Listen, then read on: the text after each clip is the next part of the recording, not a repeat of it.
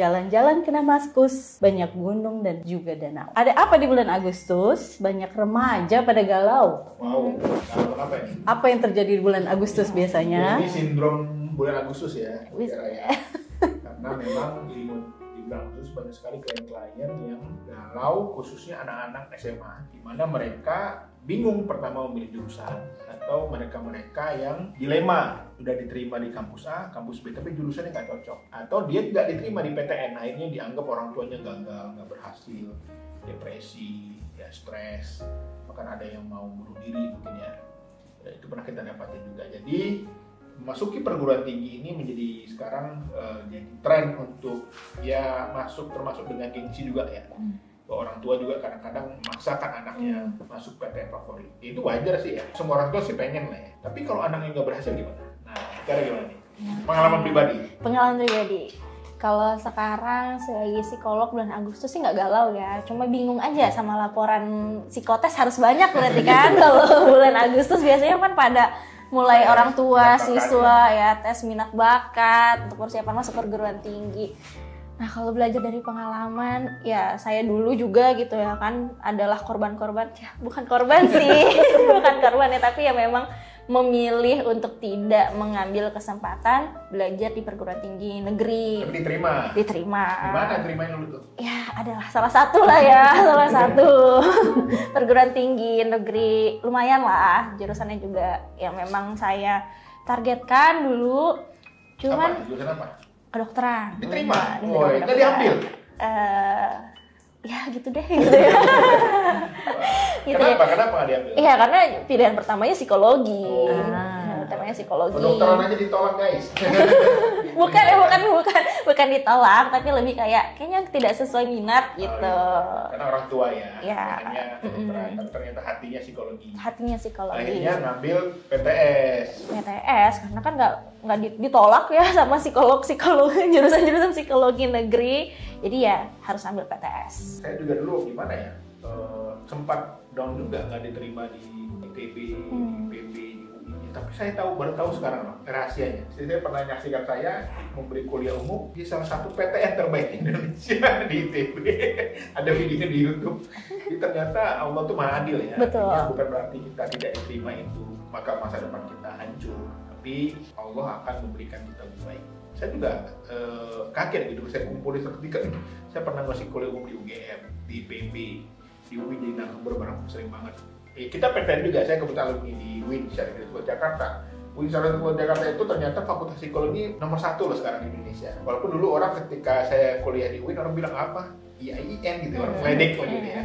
Wah IAIN nih gitu. Dulu kan waktu saya masuk 99 belum berubah gitu, 2000 baru berubah. Tapi kita nggak berkecil hati gitu, bahwa kita yakin dengan bidang kita yakin dengan usaha kita, bahwa kita yakin kalau kita berusaha, kita terus belajar, Allah akan bukakan jalan. Kalau udah gimana dulu? Alhamdulillah dari awal memang minatnya psikologi dan UIN deket rumah, ya udah Allah mudahkan.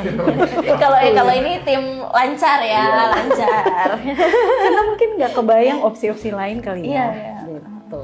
Iya, sama juga waktu saya lulus kedokteran dan mau ambil psikologi itu juga last minute. Makanya mungkin yang bikin galau dari remaja-remaja ini adalah kalau nggak lolos di sini mau kemana gitu ya kan? Plan A, plan B Iya Pak, nggak ada plan A. Tapi yang paling berat sebenarnya Mutiara adalah omongan orang. Nah ini ledekan, ya kan, cibiran, bulian. Mungkin dari orang tua sendiri kadang-kadang, kamu nggak diterima di favorit, abang kamu tuh masuk. Mama udah biayai kamu loh.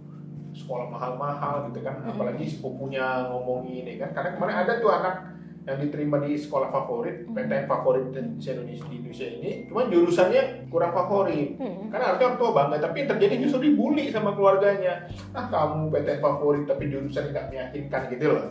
Karena omongan-omongan orang ini juga membuat kesehatan mental para remaja ini terganggu ya.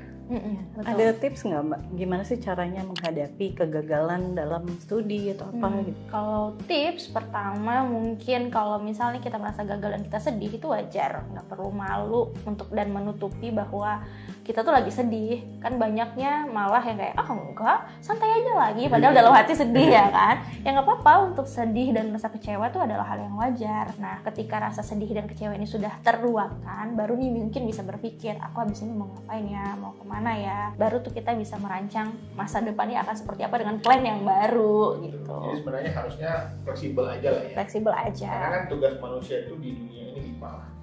Pertama, dia berdoa tiap hari, Allah semoga aku diberi jalan ya. Kedua, dia belajar terus, kemana ada peluang dia untuk ilmu, dia tanya, dia kerja keras lah ya, belajar ya.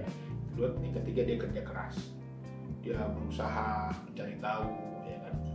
Dan yang keempat, dia berbuat baik dengan semua orang, berbuat baik aja, sedekah ya. Ya, dan kelima terakhir adalah dia sebanyak-banyak untuk membantu orang lain dengan tangan ya. Dan kalau sudah 5 ini kita lakukan, maka sebagaimana doa kita sebelum keluar rumah, Bismillahirrahmanirrahim, la haula wala quwwata illa billah. Apa itu? Dengan nama Allah kita bertawakal. Ya itu artinya Lebih gitu deh. kita sudah berusaha. Karena untuk bab menentukan hasil itu bukan tugasnya manusia, itu tugasnya Tuhan. Wewenangnya Tuhan gitu. Jadi jangan, nah kalau ada orang nggak diterima lalu marah-marah, ya kenapa Tuhan tidak adil gitu ya. Itu karena dia tidak tahu tentang posisi dirinya gitu. Bahwa tugas manusia, kalau kita sebagai manusia hamba Allah ya tugasnya berusaha aja. Soal hasil itu urusan Allah. Bukan berarti kita tidak lulus maka Allah tidak berikan yang terbaik. Bisa jadi Allah ingin memberikan yang terbaik. Dulu saya pengen masuk Akabri. Dulu Akabri zaman itu keren banget. Akmil lah sekarang ya.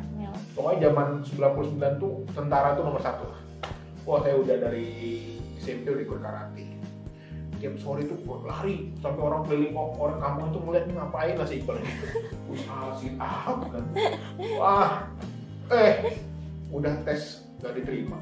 Udah disuruh buka baju semua. Kalau zaman tentara tuh kan pakai celana pendek kan, diperiksa segala macam. Sempet game malas makan, ya kan gue begini banget, nasib apa aku gak punya baju dari masa depan lah ya. Ternyata sekarang baru tahu.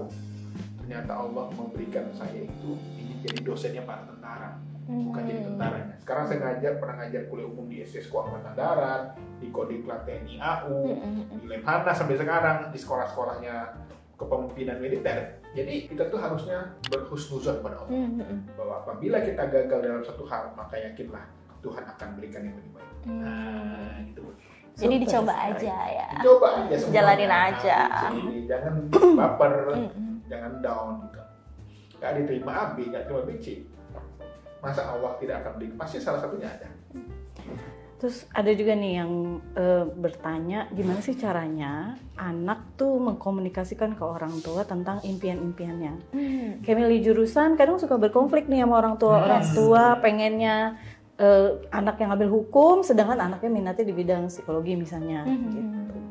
Seharusnya kayak gimana? Oke, nah karena saya juga sudah belajar tentang psikologi, tapi saya juga berkaca ya pada pengalaman masa lalu. Mungkin salah saya tuh adalah saya tidak mengkomunikasikan dengan orang tua secara serius gitu ya. Kenapa sih harus memilih psikologi dibanding kedokteran?